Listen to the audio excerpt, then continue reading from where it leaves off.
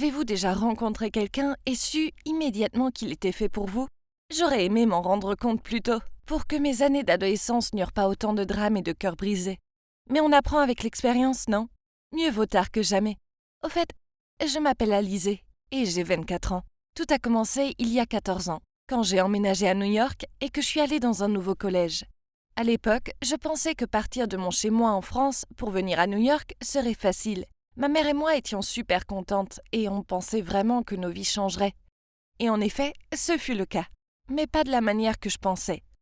Lors du jour de la rentrée, ma mère insista pour me conduire à l'établissement. Quand on est arrivé, j'ai embrassé ma mère sur la joue et je lui ai fait au revoir de la main. Ma mère plaisantait en disant qu'elle s'occuperait de tous ceux qui oseraient mal se comporter avec moi. Et je me sentais un peu gênée, mais je pensais que c'était une plaisanterie. Mais en fait, non. Pendant le déjeuner, j'étais assise à une table, et soudainement une fille est apparue en disant « Tu joues à quoi en t'installant à notre table ?» Je n'ai même pas eu le temps de répondre qu'elle prit mon plateau pour le jeter à la poubelle. J'ai dit « Bouge !» dit-elle. Tout le monde nous regardait à présent. J'étais si mal à l'aise que je me cachais le visage. Je ne voulais pas pleurer comme un bébé devant tous ces inconnus.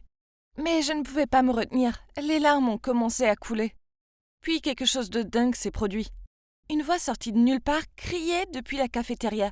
« Éloigne-toi d'elle !» Puis j'ai senti une main s'approcher de la mienne. Et en levant les yeux, j'ai vu ce grand et magnifique mec qui se tenait là, à me regarder avant de me remettre sur pied. « Excuse-moi » commença la fille. Mais le mec reprit. « C'est quoi ton problème? Il te manque une coche ou quoi? Ton attitude est détestable. Ça me donne envie de vomir. Tu me dégoûtes. Et je ne veux pas être amie avec quelqu'un comme toi. » Elle se tenait là, la bouche grande ouverte, alors qu'il attrapait ma main pour m'emmener ailleurs. Je l'entendais ricaner derrière mon dos, mais l'expression de son visage attestait qu'elle avait perdu. Je pris sa main et le suivais hors de la cafétéria. Et c'est là qu'il m'a dit qu'il s'appelait Romain. On s'est assis à l'extérieur et il m'a demandé si j'étais nouvelle. Puis il m'a dit qu'il adorait mon accent. Il m'a même offert la moitié de sa baguette en disant « Allez, souris. Je serai ton amie, d'accord ?» Le meilleur était que la fille qui m'avait embêtée avait un gros coup de cœur pour lui, donc elle devait encore plus me détester maintenant. Mais je m'en fichais complètement. Après ça, je ne me souviens même plus avoir été séparée de lui. On était comme les deux doigts de la main et on faisait tout ensemble. Il m'a appris à faire du skate et je lui ai appris à faire mes gâteaux favoris. On était une équipe de choc. Il me faisait tellement rire. Et il m'aidait à gagner confiance en moi. Jour après jour, je ressentais que je voulais être plus que son amie. Mais je n'osais pas le lui dire. Puis, mon 12e anniversaire approchait. Et ma mère m'a offert un journal intime. Elle m'a dit d'y écrire toutes mes pensées. Et même mes coups de cœur, pour qu'un jour je puisse relire tout ça. Puis elle m'a fait un clin d'œil avant de partir. De quoi parlait-elle? Je n'avais pas de coup de cœur? Si? Ok, je me voile la face. J'avais un gros coup de cœur pour Romain. Dès que je le voyais, je ressentais 1 million de papillons dans mon ventre. Et je me réveillais avec enthousiasme chaque jour car je savais que je le verrais. Puis vint le moment du spectacle de danse de l'école. Mes amis me taquinaient en me disant d'y aller avec Romain. Je leur répétais que ce n'était qu'un ami. Mais ils n'étaient pas bêtes. Ils avaient bien compris. Plus tard dans la journée, Romain m'a invité chez lui pour jouer aux jeux vidéo. Et quand on jouait, il m'a dit tu voudrais aller au spectacle de danse avec moi ?» J'y croyais pas. Mon cœur battait la chamade, mais j'essayais de garder mon calme. Puis j'ai répondu ouais, pourquoi pas. On s'est super bien amusé au spectacle de danse. J'étais au 7e ciel. Puis j'ai décidé de tout écrire dans mon journal. Je ne voulais jamais oublier cette soirée. Alors j'écrivais des pages et des pages sur tout le bien que me procurait Romain, et à quel point je l'aimais. Ce que je ne savais pas, c'est que tout était sur le point de changer. Quelques jours plus tard, Romain est venu chez moi, et dès que je l'ai vu, je souriais jusqu'aux oreilles.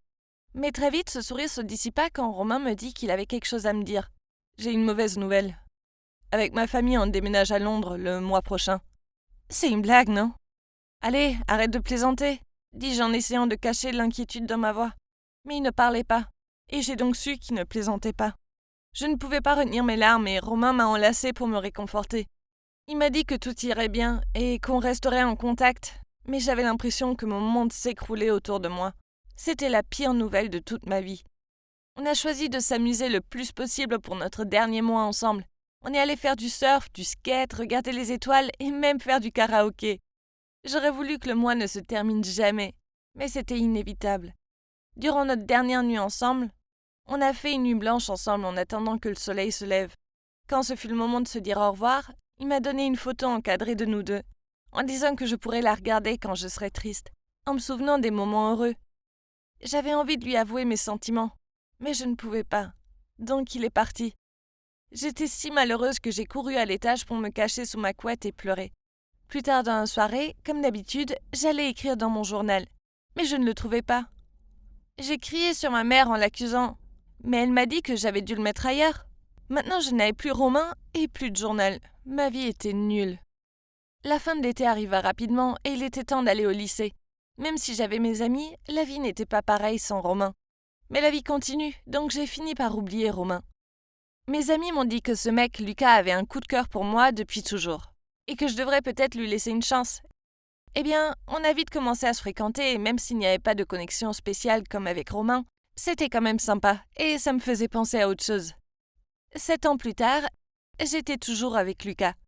La relation n'était pas géniale, mais j'avais le boulot de mes rêves et je vivais dans le loft de mes rêves, donc je n'étais pas trop à plaindre. En plus, Romain était sorti de mon esprit. Je me suis dit qu'il était temps de travailler sur ma relation avec Lucas. Alors un soir, je lui ai dit que je travaillais tard et je nous ai réservé un séjour surprise à Paris. Quand je suis rentrée, j'étais impatiente de le dire à Lucas. Alors j'ai couru dans la chambre et à ma grande horreur, je l'ai trouvé allongé sur notre lit en train d'embrasser une autre fille. Au début, ils ne m'ont même pas vue, alors j'ai crié. « Qu'est-ce que tu fais ?» Au moins j'ai attiré leur attention, puis la fille est partie en courant. Je pensais que Lucas s'excuserait, mais il a simplement dit « Tu t'attendais à quoi ? Tu me donnes pas ce que je veux en me laissant patienter jusqu'au mariage. » Puis il est parti de la pièce en furie en disant « Je peux avoir n'importe quelle fille. » J'étais vraiment choquée. Je suis tombée au sol en fondant en larmes. Il s'était enfin montré sous son vrai jour, alors je l'ai quitté. Les semaines suivantes furent parmi les pires de ma vie. Pire encore que quand Romain est parti pour Londres. Je me sentais bête d'avoir perdu autant de temps avec Lucas. Un soir, j'étais particulièrement triste, et je me suis soudainement souvenue de la photo encadrée que Romain m'avait donnée. Je l'ai sortie du fond de mon placard, et je l'ai serrée contre mon cœur. Mes amis m'ont appelée, en me disant de sortir avec eux. Ils faisaient tout pour me remonter le moral, mais je ne voulais pas. J'avais juste besoin d'être seule pour m'en remettre. Je me disais que la seule personne que je voulais voir maintenant était Romain. Mais où était-il ? Que faisait-il ? Je n'avais aucune idée. Une nouvelle semaine déprimante passa. J'étais allongée sur mon canapé à regarder passivement la télé par ennui, quand soudain on frappa à la porte. Je suis allée ouvrir et... Oh mon Dieu ! Romain était là ! Était-ce réel ou bien une hallucination ? J'étais si surprise que j'ai sauté dans ses bras et ne voulais plus le lâcher. On a dû rester à s'enlacer pendant des heures. Puis Romain s'est exclamé « J'ai quelque chose à toi ». Je me suis éloignée et il avait mon journal dans les mains. Il se trouve que Romain avait été en contact avec ma mère. Et quand elle lui avait dit que mon copain m'avait trompée, il a décidé de venir à New York pour essayer de me remonter le moral. Puis j'ai compris. C'était lui qui avait pris mon journal. Et s'il l'avait lu ? Eh ben, c'était le cas. Et il m'a dit que c'était pour ça qu'il était venu me voir, car il voulait qu'on parle de tout ça. Je rougissais fortement. Puis il a dit « Je t'ai toujours aimé, hey. Même quand on était enfant, je n'ai jamais cessé de penser à toi. Et je veux être avec toi. » Puis il s'est penché pour m'embrasser. Et je crus que le temps s'arrêta. J'avais attendu ce moment toute ma vie. Cette semaine fut comme un nuage de baisers et de discussions. On rattrapait le temps perdu. Il me parlait de ses ex et je lui ai dit que Lucas m'avait trompée. Puis j'ai trouvé le courage de lui demander s'il voudrait aller à Paris avec moi, puisque j'avais déjà réservé le séjour. Évidemment, il a dit oui. Et la semaine suivante, on s'envolait pour Paris et on a passé la meilleure semaine de notre vie. On est allé à la Tour Eiffel et j'ai même visité l'ancien quartier où j'ai grandi. C'était magnifique. Puis un jour, Romain a dit qu'il devait travailler un peu. Et il m'a dit de prendre soin de moi dans un spa du coin. Quand ce fut terminé, j'ai reçu un message de lui me demandant de le rejoindre sur le toit d'un hôtel. Il était si romantique. Je suis d'abord allée dans la chambre d'hôtel où il avait déposé une robe noire à paillettes pour que je la porte. Puis je suis allée sur le toit. Je n'y croyais pas. Il y avait au moins 1000 roses étalées par terre pour faire un chemin. Et au bout se trouvait Romain en costume. « Je t'aime, hey, dit-il. Depuis toujours, et je n'imagine pas ma vie sans toi. Veux-tu m'épouser ?» J'étais bouche bée sous le choc, puis j'ai crié « Oui !» de toutes mes forces.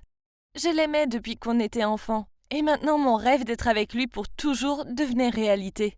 Il nous a fallu du temps pour en arriver là. Mais les meilleures choses dans la vie valent la peine d'attendre, non ?